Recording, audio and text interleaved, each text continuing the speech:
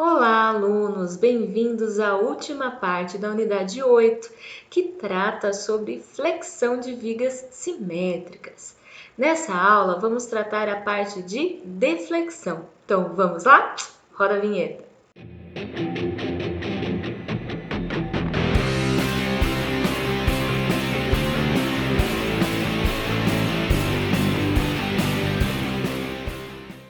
Na unidade 8, estamos tratando sobre flexão simétrica. E logo lá no início eu falei para vocês que flexão trata sobre mudança do eixo de curvatura. Em geral, as barras que a gente está trabalhando, elas têm aqui o eixo longitudinal com curvatura nula antes da deformação. E após a deformação, passa por uma curvatura diferente de zero, não nula, né? Então, nós vimos aí o que era curvatura, o raio de curvatura, tudo para descrever aí o comportamento dessas barras fletidas. Na aula de hoje, nós vamos tratar sobre linha elástica. O que é linha elástica?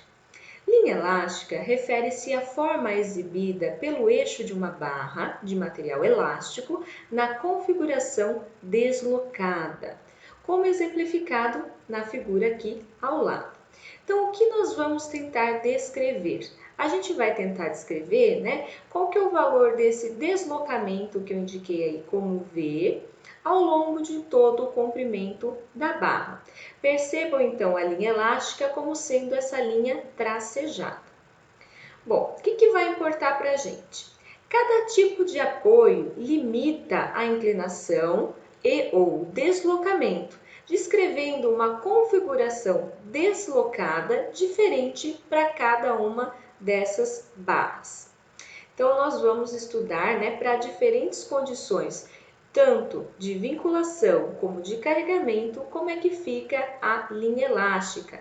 Então, essa forma exibida pelo eixo da barra após a deformação.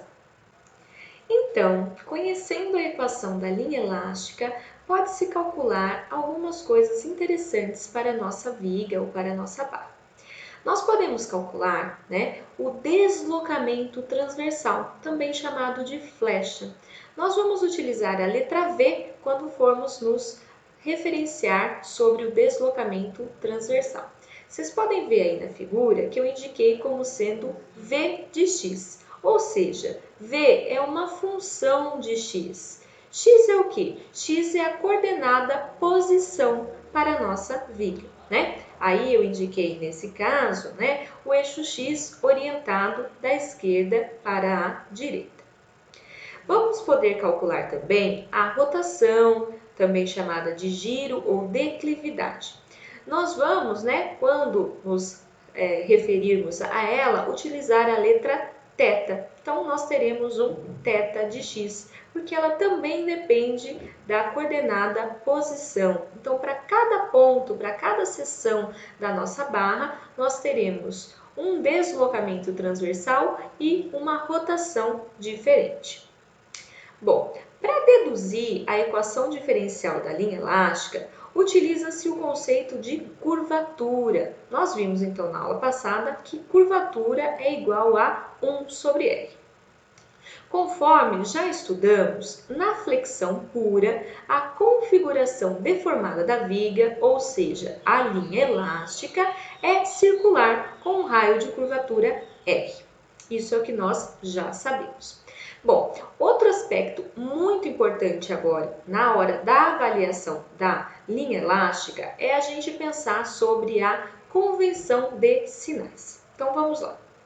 A convenção de sinais para a curvatura da viga fletida relaciona-se com o sentido dado aos eixos coordenados.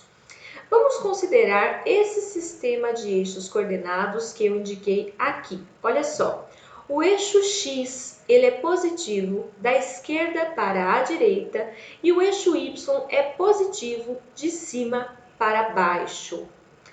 O eixo Y aí, ele pode ser confundido também com o eixo V, que é o eixo do deslocamento transversal. Então, para esse sistema de eixos, o que nós teremos? Nós teremos uma curvatura positiva quando a concavidade estiver voltada para baixo. E teremos uma curvatura negativa quando a concavidade estiver voltada para cima. Portanto, um momento positivo, isto é, um momento que traciona a parte inferior da viga, produz uma curvatura negativa para esse sistema de eixos. Vejamos agora, a convenção de sinais para os deslocamentos e rotações, levando em consideração, então, o sentido dado aos eixos coordenados. Então, vamos pensar se o eixo V de x for orientado positivamente para baixo. Como eu falei anteriormente, nessa situação, nós temos uma curvatura negativa. Então, curvatura 1 sobre R menor que zero. Bom, então observe aqui na figura, olha só, eu tenho o eixo V orientado positivamente para baixo e eu tenho o eixo X orientado positivamente da esquerda para a direita. O que acontece com os sinais dos deslocamentos e das rotações? Bom, os deslocamentos serão positivos quando forem para baixo e as rotações serão positivas quando estiverem no sentido horário. Bom, se a gente fizer uma pequena alteração, agora modificar o sentido do eixo X, colocar o eixo X orientado positivamente da direita para a esquerda, o que vai acontecer? Bom, como eu não mudei a posição do eixo V, continua sendo, os deslocamentos transversais positivos para baixo, mas agora as rotações serão positivas quando forem no sentido anti-horário. Nós vamos nos concentrar nessa situação, nesse tipo de orientação dos eixos coordenados. Eu vou tentar fazer aqui toda a dedução utilizando esse sentido de eixos e os exercícios também. Mas vale lembrar, que cada autor adota um referencial para V de x, pode ser para cima ou para baixo, e devemos então ficar atentos na função dos deslocamentos e das rotações dos casos elementares dispostos nesses livros, tá bom? Bom, então vamos lá. Bom, já mostrei para vocês na videoaula passada, a dedução da relação momento-curvatura. O que era mesmo? Vou indicar aqui, ó. A relação momento-curvatura é 1 sobre R é igual ao momento dividido por EI. EI é a rigidez da flexão, onde E é o módulo de elasticidade e I é o momento de inércia. Então, para a gente transformar essa equação aqui na equação da linha elástica, nós vamos utilizar uma expressão, que vem lá do cálculo diferencial. A expressão de uma linha plana, resultado do cálculo diferencial integral, para a orientação dos eixos escolhidos, bom? Então, olha só como que ficou.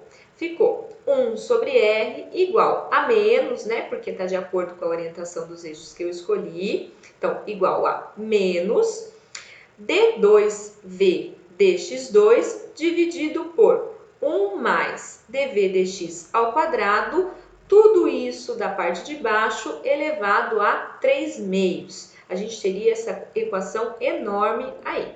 Bom, o que a gente vai pensar? Para pequenos deslocamentos e rotações, a gente tem que a inclinação, que é o θx igual a dv dx, muito menor que 1. Portanto, dv dx elevado ao quadrado é quase igual a zero.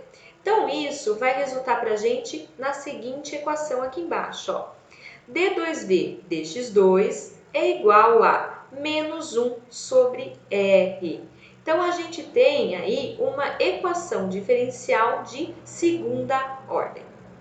A equação diferencial de segunda ordem que governa a linha elástica ficou d2v dx2 igual a menos m dividido por EI, onde m representa o momento fletor atuante e o módulo de elasticidade e I, o momento de inércia.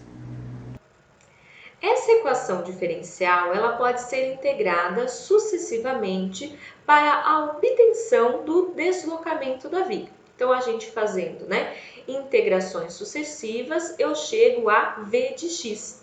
E assim, consequentemente, eu tenho a expressão da linha elástica. Isso desde que eu conheça as variações do momento fletor, do módulo de elasticidade, do momento de inércia, da seção transversal em torno do eixo considerado, isso tudo ao longo do comprimento da barra. Bom, é importante também a gente salientar que existem condições de contorno e de continuidade na hora que a gente vai fazer essas integrações sucessivas. Olha só. Como resultado dessas integrações sucessivas da equação, surgem termos livres, as constantes de integração, que necessitam ser determinadas em função justamente das condições de contorno presentes na viga. As condições de contorno referem-se a pontos onde os deslocamentos são conhecidos, ou onde as rotações são conhecidas, ou onde os esforços solicitantes são conhecidos. Nós vamos ver isso mais claramente na prática, na hora que eu for resolver os exercícios com vocês. Bom, vale lembrar também que se o carregamento da viga for descontínuo, isto é, constituir de uma série de várias cargas distribuídas e concentradas, então devem ser descritas diferentes funções do momento fletor interno para cada, válida para cada região entre as descontinuidades. Assim, para obter a expressão de cada momento, a origem de cada coordenada x pode ser escolhida arbitrariamente. Se uma única coordenada x não puder ser usada para expressar a equação de momento, também não será possível usar uma única expressão, uma única coordenada x, para expressar a equação da linha elástica. Nessa situação, devem ser utilizadas as condições de continuidade para calcular as constantes de integração. Na resolução de alguns exercícios, nós vamos fazer a aplicação do princípio da superposição dos efeitos. Nós já falamos sobre isso na unidade que tratava sobre barras solicitadas axialmente. Bom, então vamos falar aqui mais especificamente para o nosso tema da aula. Bom, nos problemas envolvendo a determinação da linha elástica, esse princípio pode ser utilizado uma vez que assume-se que a viga seja composta por um material de comportamento mecânico elástico e linear, e que esta seja governada pelo regime de pequenos deslocamentos. Além disso, verifica-se que os deslocamentos são diretamente proporcionais aos esforços solicitantes atuantes. Determinam-se os deslocamentos ao longo da viga para cada carregamento atuante, seja ele concentrado ou distribuído, de forma isolada. O deslocamento da estrutura, considerando a atuação conjunta de todas as ações externas, é obtido superpondo-se os deslocamentos obtidos para cada ação externa atuando de forma isolada. Bom, podemos ver isso aqui nesta figura. Pode-se considerar, por exemplo, a viga biapoiada ilustrada na figura. Bom, nesta, ela está submetida por 3 forças concentradas de intensidade, P1, P2 e P3. Nesta viga, o deslocamento ao longo do seu comprimento pode ser obtido superpondo-se os deslocamentos causados pela ação de cada uma das forças concentradas de forma isolada, como indicado na figura ao lado. Então, eu calculo o deslocamento considerando só a força P1, depois calculo o deslocamento considerando só a força P2, depois calculo o deslocamento considerando só a força P3. E, somando esses 3 resultados, eu tenho finalmente o deslocamento da viga que eu gostaria, onde está atuando as três forças conjuntamente. Bom, isso daí então seria a ideia básica do que é linha elástica. Bom, para a gente conseguir resolver os exercícios, a gente precisa aí de alguns casos elementares, senão a gente teria que ficar fazendo essas integrações toda hora. Então eu vou mostrar para vocês como é que a gente obtém esses casos elementares. Vamos lá resolver alguns exercícios teóricos? Bom, então vamos agora determinar, né, a função dos deslocamentos e das rotações para essa viga mostrada na figura. Trata-se de uma viga biapoiada, comprimento L, tem módulo de elasticidade e momento de inércia em relação a Z constante ao longo de todo o seu comprimento. Ela está solicitada por um carregamento P, né, uniformemente distribuído. Então, trata-se aí de um problema literal. Bom, qual que é a primeira coisa que a gente vai fazer? Lembra que eu falei para vocês que os sinais dos deslocamentos e das rotações relacionam-se com o sentido dos eixos coordenados? Então, a primeira coisa que a gente tem que fazer é colocar os eixos coordenados para o nosso problema. Eu vou colocar da seguinte forma. Vou orientar, né, os deslocamentos transversais, seria aí o eixo Y, como sendo positivo de cima para baixo. Então, eu vou desenhar ele aqui com origem em A. Então, aqui estaria o nosso eixo V de X. E o eixo X, eu vou orientar ele como positivo, sendo da esquerda para a direita.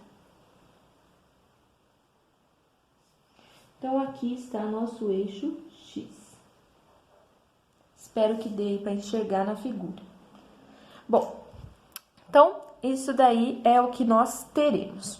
Olha só para ficar bem claro, quando eu adoto esse sistema de coordenadas, eu tenho V de X positivo, então maior que zero, quando ele está orientado para baixo, que é o que vai acontecer ao longo de toda a viga. E para as rotações, então θ de X, para elas serem positivas, elas estão no sentido horário. Bom, como tudo que a gente vem fazendo aí ao longo da nossa disciplina, o primeiro passo é a gente encontrar as reações de apoio. Então, vamos justamente começar fazendo isso, encontrando as reações de apoio. Nesse caso é bem simples, né? Mas vou deixar aqui indicado para vocês.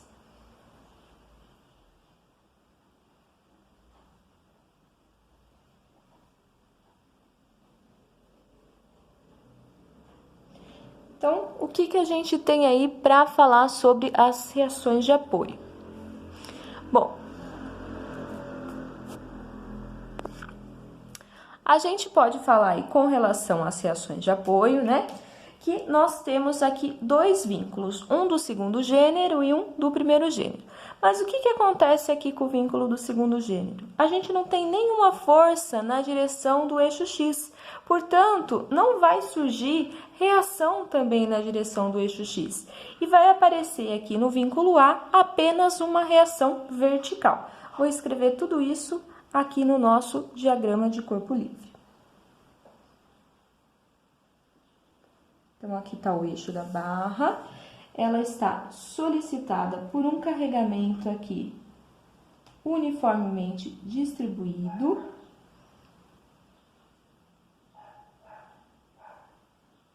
Que tem o valor, né, constante P, e surgiriam aqui duas reações de apoio. Vou chamar aqui de RA e aqui de RC. Bom, o que a gente faz quando a gente tem um carregamento uniformemente distribuído? A gente substitui por uma força concentrada equivalente, que atua, né, no centro dessa área. Então, aqui, ó, surgiria uma força concentrada equivalente com o valor de, no caso, né, P vezes o comprimento L. Então, vai surgir aqui com o valor P vezes L. Bom, aplicando as reações de equilíbrio, as equações de equilíbrio, fica muito fácil resolver isso daqui. A gente pode simplesmente, perceber que é uma estrutura simétrica com carregamento simétrico. Então, eu vou chegar aqui que RA é igual a RC, que é igual a metade desse valor, Vai metade para cada lado. Então, fica PL sobre 2. Bom, o próximo passo é a gente encontrar os esforços solicitantes. Então, eu vou escrever aqui do lado os esforços solicitantes.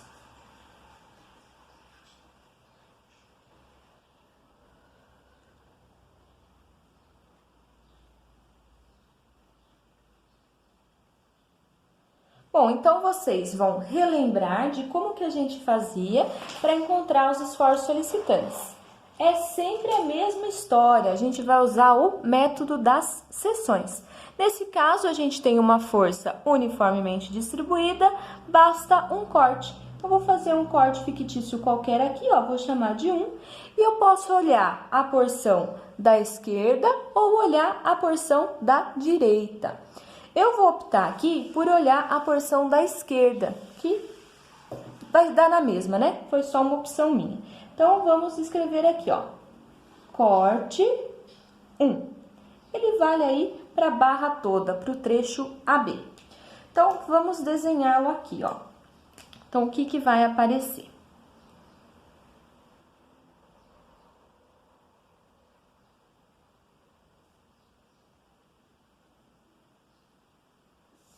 Então, aqui está o eixo da barra. A gente tem uma reação aqui, que a gente calculou que vale PL sobre 2. E temos um carregamento uniformemente distribuído ao longo de toda a viga. E nesse trecho também. Então, aqui está o nosso corte, aqui a nossa seção S. Bom, então eu vou indicar aqui, como sendo o nosso eixo X, orientado desta maneira. Então, o nosso eixo X está aqui, Ele vai ter origem aqui na seção A e vai até a seção S arbitrária. Essa distância aqui vale X.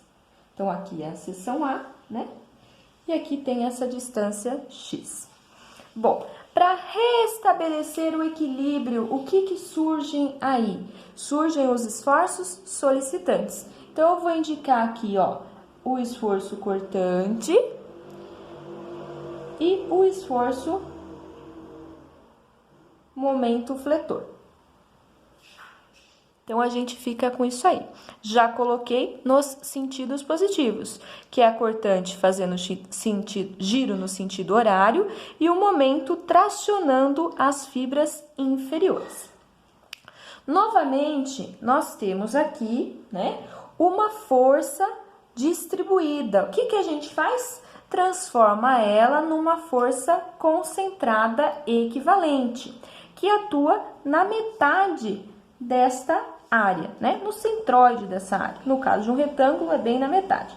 Então, vou desenhar ela aqui, Isso aqui é a nossa força concentrada equivalente. Qual que vai ser o valor dela? É o valor dessa força distribuída, que a gente sabe que vale P, vezes o comprimento. Então, vai ser o valor aqui, PX. E qual que é a distância que ela está da seção S? Está exatamente na metade, Então, essas distâncias aqui, vai ficar bem bonitinho da gente ver, vai ficar da seguinte forma. Aqui vale x sobre 2 e aqui vale x sobre 2. Bom, aí está desenhado também essa parte, do nosso problema. Vamos aplicar as equações de equilíbrio. Vou aplicar aqui, como a gente só precisa do momento, vou aplicar a equação somatória de momento na seção igual a zero, adotando aí sentido anti-horário como sendo positivo. Bom, o que a gente vai ter aí então? Vamos fazer momento nesta seção, na seção S. Então, segura aqui a caneta na seção S e aplica todas as forças que vão estar fazendo tendência de giro em relação a S. Uma delas é essa força aqui, ó, reativa, PL sobre 2. Ela tá de baixo para cima, ela faz giro no sentido horário. Então, ela entraria negativo, né? O momento gerado por ela entra aí negativo na equação de equilíbrio. Então, o M está no sentido anti-horário. Essa aqui está no sentido horário, então vai entrar menos PL, que é o valor dela, sobre 2. A distância é X. Temos também essa força agora aqui, ó, PX, e ela faz giro aqui, ó, no sentido anti-horário. Então, vai ser mais PX, né, que é o valor dela, vezes a distância, que agora é X sobre 2 igual a 0. Só reescrevendo isso para ficar mais fácil, né, a gente percebe que o momento é função da coordenada X. Então, a gente vai ter aqui, ó, M função de X igual a P sobre 2, que multiplica menos x quadrado, perdão que eu já pus o 2 aqui, mais Lx. Essa aqui vai ser a nossa equação do momento fletor. Bom, agora vamos para a função dos deslocamentos, determinar a função dos deslocamentos. Então, vou escrever aqui, ó, função dos deslocamentos. O que significa isso? A função que vai descrever o comportamento dos deslocamentos ao longo da viga.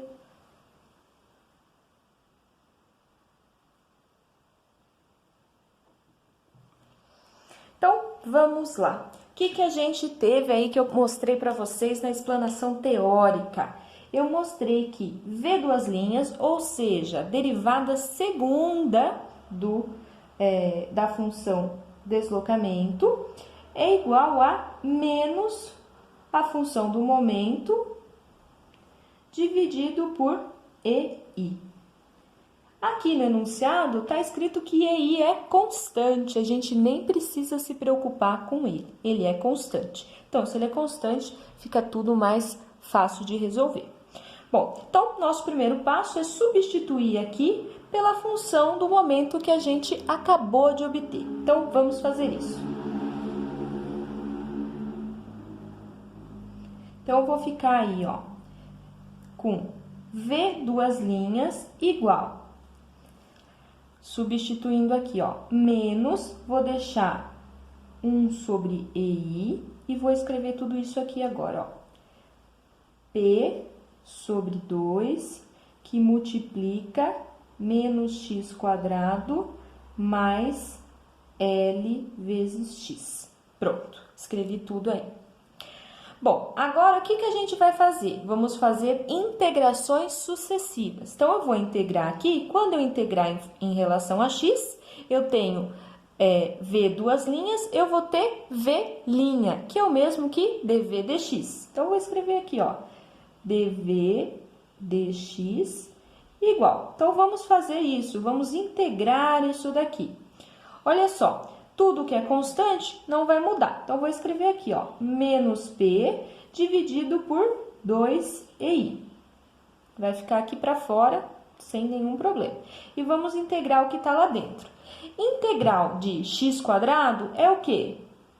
Menos, aqui no caso, né? X ao cubo sobre 3. Mais, aqui eu tenho L, que é uma constante, integral de x é x quadrado sobre 2. O que está faltando aqui? Sempre que eu faço uma integração, surge uma constante de integração. Vou chamar aí de constante C1. Bom, integrando agora mais uma vez, eu vou obter a função V, que a gente tanto quer, V de x. Então, vamos integrar novamente, ó, vai ficar menos P dividido por 2EI, né? Isso aqui não muda, que é constante. E a integral do que está aqui dentro, olha lá. Bom, integral de x ao cubo é x à quarta sobre 4. Aí, multiplica 4 vezes 3 dá 12. Então, vai ficar menos x à quarta dividido por 12. Mais, o L é constante, ele continua aqui. Integral de x² é x ao cubo sobre 3. Multiplico 3 por 2, fica 6. Então, x ao cubo dividido aqui por 6. Agora, integrando a constante C1, vai ficar o quê? C1 vezes x, mais outra constante de integração que eu vou chamar de C2. Então, percebam que a gente tem aqui duas constantes de integração que precisam ser encontradas. Como que a gente faz para encontrar as constantes? A gente usa as condições de contorno. Então, vamos lá para as condições de contorno.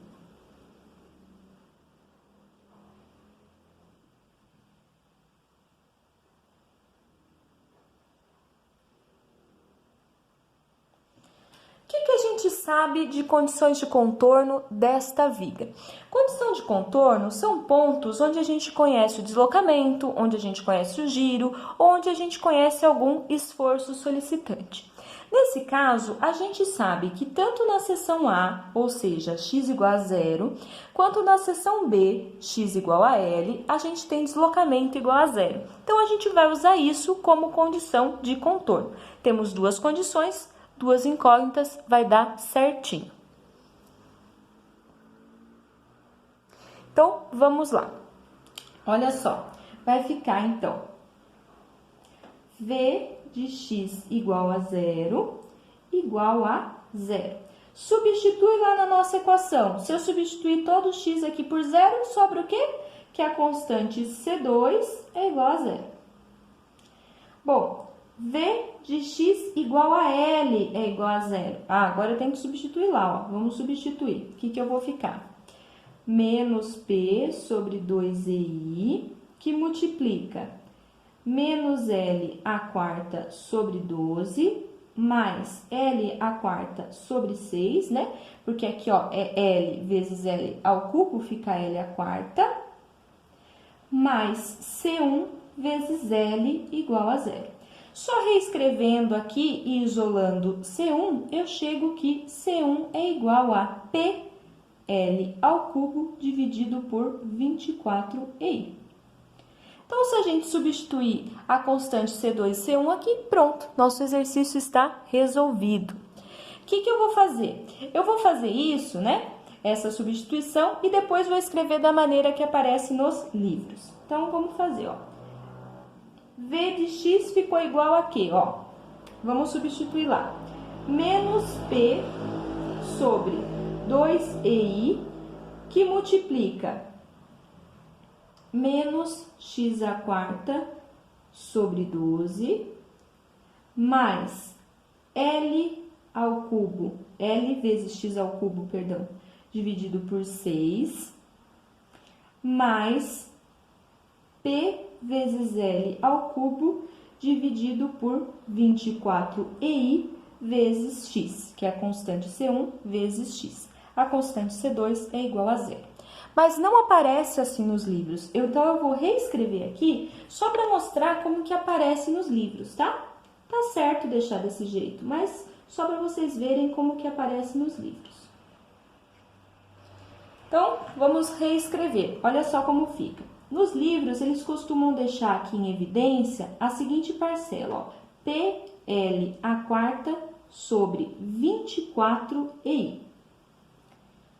E agora, vamos escrever o que falta aqui dentro, que tem que estar multiplicando isso daqui. Bom, olha só. Essa nossa primeira aqui, nossa primeira parcela, ela tem um x à quarta que está a mais de lá, e ela está realmente multiplicada por, embaixo, dividida por 24, certo? Então, isso aí tá igual. Porém, o que mais que a gente tem aqui nessa? Aparece um L à quarta aqui que não tem nessa parcela. Então, eu tenho que escrever x dividido por L elevado à quarta. Que daí vai aparecer exatamente o x à quarta aqui, tá? Menos com menos ficou mais. E o L à quarta daqui cancela com esse L à quarta. Fica igual ao que a gente tinha aqui. Bom, para essa segunda parcela aqui, ó. Essa segunda parcela aqui, ela vai entrar negativa, né? Porque tem menos com mais, vai entrar menos aqui. Bom, embaixo, ó, aqui é 24, o dela é 12, né? Então, para aparecer 24, eu vou ter que multiplicar por 2. Então, vou multiplicar aqui por 2, e o que vai ficar faltando? Olha, aqui tem L, enquanto aqui tem L a quarta. Para sumir esse L a quarta, eu tenho que dividir por L ao cubo. E aqui aparece um x ao cubo. Então, vai ficar 3 sobre L, tudo isso aqui ao cubo. Mais a última, que é referente a essa aqui, ó. Então, aqui tem um x a primeira, que não tem aqui, e tem um L ao cubo. Então, teria que aparecer L a quarta. Então, para aparecer L ao cubo, eu tenho que dividir por L. Então, mais x dividido por L, e é isso daí. Então, ficou PL a quarta sobre 24i, vezes x sobre L a quarta, menos 2 vezes x sobre L ao cubo, mais x sobre L. Essa aqui, então, é a função dos deslocamentos transversais. Se eu pegar qualquer ponto aqui ao longo de L e substituir aqui no lugar de x, eu encontro o deslocamento transversal. Ficou faltando, né, nós encontrarmos a função das rotações para essa viga. Então, nós queremos encontrar a função θx. Bom, θx são as rotações, a declividade. Então, nada mais é do que dv dx, né? Então, v' também, poderia entender assim. Bom, o que a gente obteve? A gente obteve que dv dx era igual a quanto? Ó, menos p sobre 2ei, que multiplica menos x ao cubo sobre 3, mais L x ao quadrado sobre 2, mais PL ao cubo sobre 24i. Só retirei esse resultado do que a gente já tinha. Então, isso a gente já obteve. É só a gente identificar que a rotação é a derivada primeira do nosso deslocamento transversal. Se eu quiser escrever como aparece nos livros, ó, nos livros aparece também com aquela mesma constante aqui, multiplicando as parcelas. Então, vai aparecer PL a quarta dividido por 24i, que multiplica, ó, então vamos ver. A gente tem aqui, ó, P e embaixo dividido por 6 e x ao cubo aqui. Então, olha só o que vai ter que aparecer aqui. Bom, para transformar em 24, se aqui é 6, eu vou ter que multiplicar por 4, né? Então, eu vou colocar 4, tem um x ao cubo que não aparecia aqui, então tem que aparecer aqui, dividido por L a quarta, porque L a quarta não aparece nessa parcela. Então, ó, se eu multiplicar aqui, ó, vai cancelar L a quarta com L a quarta, cancela o 4 com 24 e sobra só o que a gente tinha lá, que era 6. Bom, essa segunda parcela aqui vai aparecer negativa, ó, menos, né? Então, vou carregar esse menos para cá. Bom, aqui aparece um x quadrado, que não aparece aqui, então ele vai ter que aparecer na nossa parcela. Aqui aparece um L e aqui aparece L a quarta, então eu vou ter que estar dividindo por L ao cubo para poder ficar com a mesma ideia aqui. Também não é igual aqui embaixo, ó. Aqui, 2 vezes 2 é 4, então a gente vai ter que ter multiplicado por 6 lá em cima. Então, vai ficar 6x agora ao quadrado. Vamos ver se tá certo, ó. Na hora que eu multiplicar aqui, o 6 cancela com 24, sobra só 4. O L a quarta cancela com L a terceira, sobrando só L. E o x quadrado tá aqui. Agora, nossa última parcela aqui, né? É a parcela referente a isto daqui. A gente tem exatamente PL ao cubo, PL ao cubo dividido por 24i, né? Então, a gente já tem aqui o 24i embaixo. a gente tem o P também, a única coisa que está diferente é que tem um que está L ao cubo e aqui aparece L à quarta. Então, eu vou colocar aqui mais 1 dividido por L. Então, nos livros vai aparecer isso e vai estar na unidade radianos. Só para a gente entender, então, aqui, ó, o nosso θx, ele vai ser maior que zero sempre que tiver no sentido horário, que foi de acordo com os eixos que a gente colocou lá desde o início. Isso aqui vai ser válido para o trecho de 0 até L sobre 2. E eu vou ter θx menor que zero, então no sentido anti-horário, sempre que o x estiver entre L sobre 2 e L.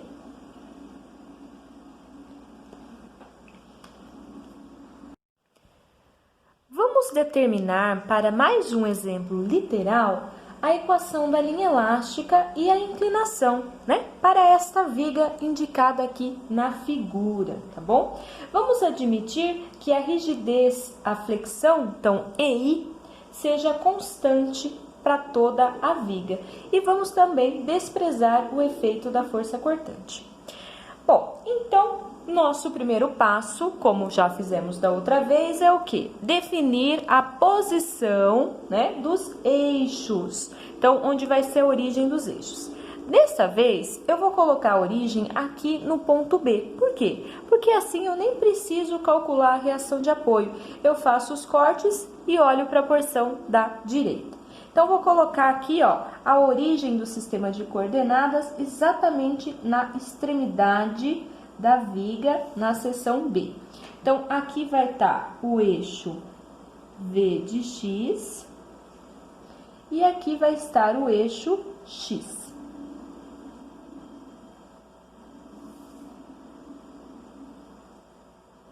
E assim a gente nem precisa calcular as reações de apoio. A gente vai direto para os esforços solicitantes. A gente faz um corte, em vez de a gente olhar a parte de cá, a gente olha essa parte, a porção da direita, e fica tudo mais fácil. Então, vamos lá, vamos começar pelos esforços solicitantes.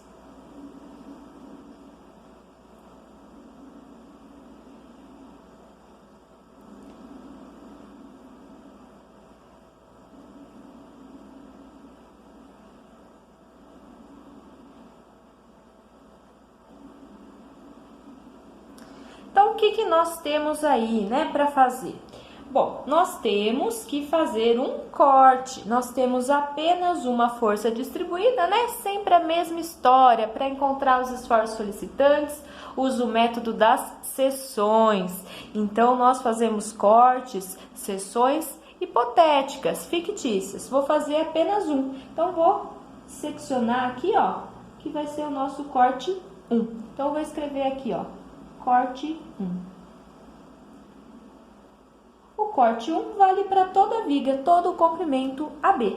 E eu vou olhar essa porção aqui, ó, a porção da direita. Então, deixa eu desenhar ela aqui, ó. Vamos lá com calma para eu conseguir desenhar bem bonitinho.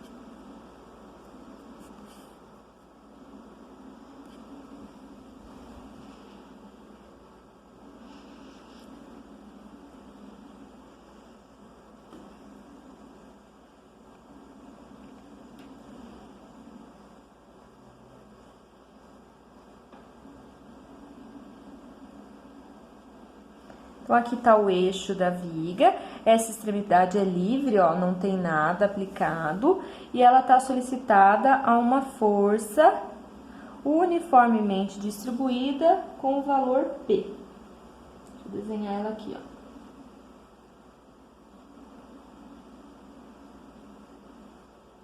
Com o valor P. Aqui é a nossa seção S do nosso corte 1, tá bom? Bom, então o que a gente vai ver aqui? Olha só, vou fazer aqui as dimensões para ficar tudo bem certinho para a gente ver. Aqui tá a origem do nosso eixo X, então a partir daqui vai ser contado a posição X, E até a seção S arbitrária vai ter uma distância x qualquer. Uma distância x. Sempre que a gente trabalha, né, com o quê? Com forças distribuídas, nós substituímos por uma força concentrada equivalente, que vai atuar aí aproximadamente não, na metade dessa área. Eu vou desenhar aproximadamente, mais ou menos por aqui. Então, essa aqui é a nossa força concentrada equivalente. E qual que é o valor, né, dessa força concentrada? É o valor da força distribuída vezes a distância onde ela está agindo. Então, vale P vezes X. E qual a posição dela? A posição é exatamente no centroide ali da figura retangular. Então, vai ser na metade. Então, vai ser aqui, ó, x sobre 2 e aqui x sobre 2. Exatamente isso que a gente tem. Bom, o que está faltando eu desenhar aí? Olha só, falta a gente desenhar os próprios esforços solicitantes. Do jeito que está aqui, essa parte não está em equilíbrio. Para restaurar o equilíbrio, surgem os esforços solicitantes. Vou desenhar eles no sentido positivo, ou seja, a cortante fazendo giro no sentido horário. Então, aqui está a nossa cortante positivo.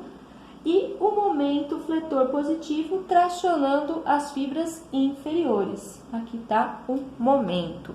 Então, é isso que nós temos.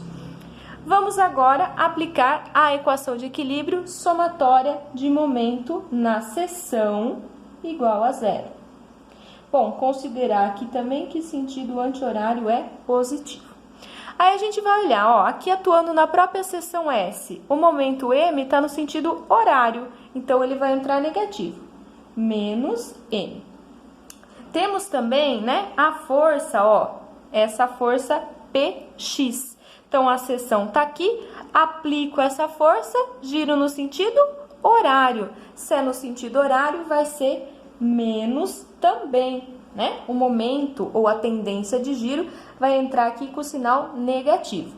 O valor da força é Px vezes a distância, que é x sobre 2. Isso aqui é igual a zero. Então, ficou m igual a menos px quadrado sobre 2. Uma equação mais fácil aí para o momento. Bom, agora nós temos que aplicar as condições de contorno. Então, vamos lá para as condições de contorno. Peraí.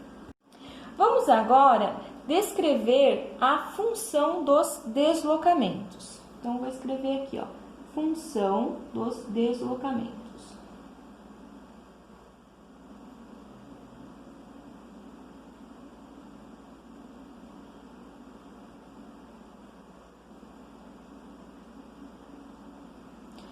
Bom, o que a gente tem na função dos deslocamentos? O que a gente aprendeu lá na aula teórica? A gente aprendeu que d2v dx2 é igual a menos m dividido por EI. O m aqui, né, é uma função de x. Então, vamos substituir pelo que nós encontramos aqui. Então, vai ficar d2v dx2 igual. Agora, nós temos que substituir, ó. Então, vai ficar P, então tem menos com menos, vai ficar positivo, né? Px quadrado sobre 2EI. É isso que nós temos. Vamos, então, integrar sucessivamente essa equação diferencial. Então, eu vou integrar, né, os dois lados. O que acontece? Olha lá. Primeira integral, eu vou ficar com dv dx, que é o quê? São as rotações, né? Isso aqui é a própria função da rotação. É igual a quanto? Vamos integrar isso aqui. Então, isso aqui vai ser P, que é constante, integral de x ao quadrado é x ao cubo dividido por 3. 3 vezes 2, 6. Então, vai ficar aqui 6EI. Mais uma constante de integração 1. Finalmente, com mais uma integração, eu chego aqui, ó, na função v de x, que é o que a gente quer realmente encontrar. Então, aqui vai ficar, ó, vai ficar. Então, p, que é constante, integral agora de x ao cubo é x à quarta dividido por 4, então vai ficar 4 vezes 6, 24, dividido por 24i, mais C1 vezes x mais C2. Então, essa aqui é a nossa função dos deslocamentos. O que falta? Falta a gente encontrar aqui as constantes. Como é que a gente faz para encontrar as constantes? A gente usa as condições de contorno.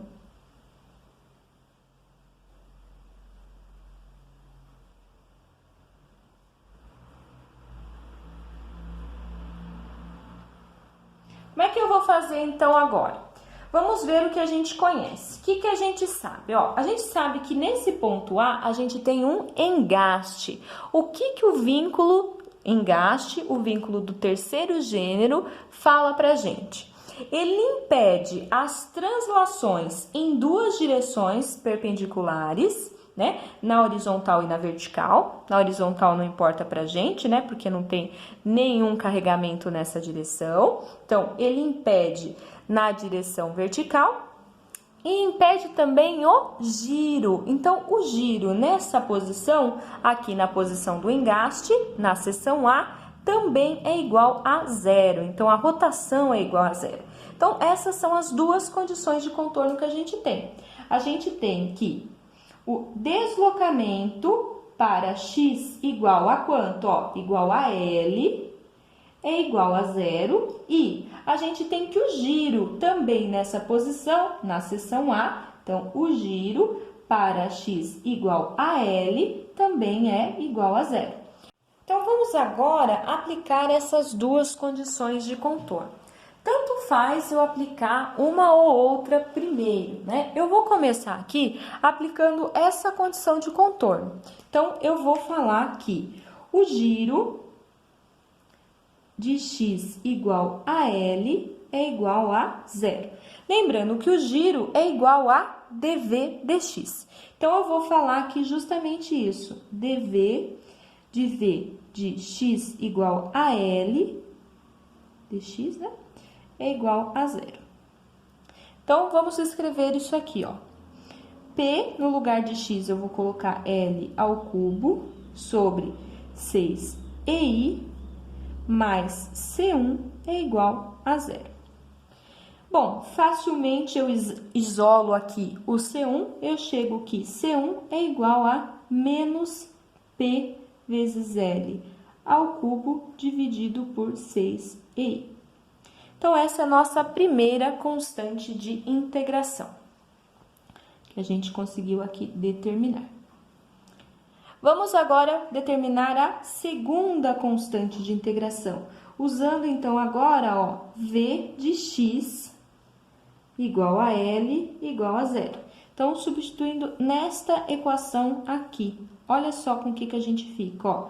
A gente fica com, então, vai ser P vezes L à quarta, dividido por 24i, mais C1 vale isso aqui, ó. Então, vai ser menos PL ao cubo sobre 6i, que multiplica x. X, no caso, vale L, tá?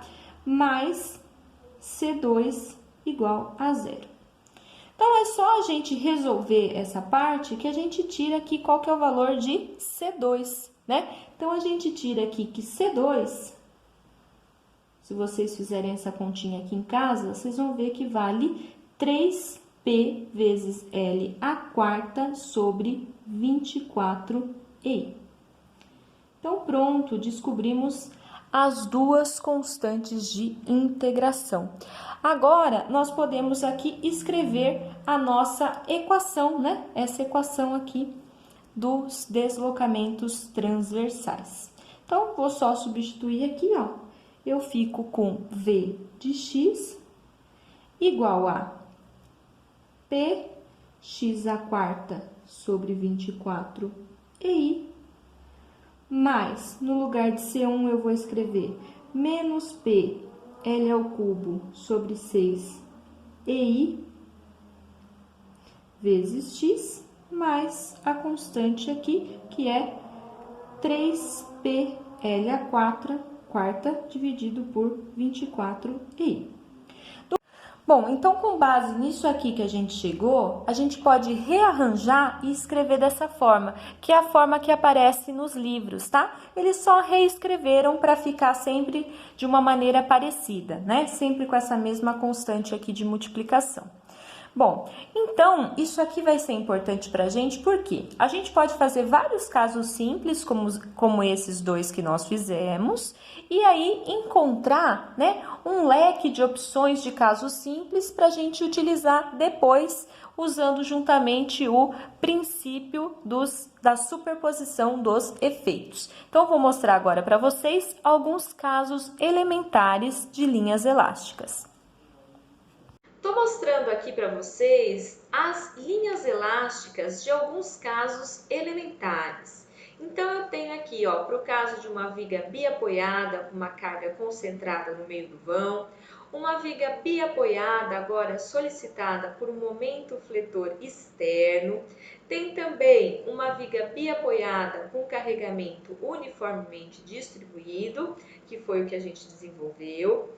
Temos também a linha elástica agora para uma viga, para uma barra engastada livre com uma força P em uma das extremidades. Outras elásticas, uma carga agora uniformemente distribuída numa viga engastada livre e também numa viga engastada livre com momento fletor externo.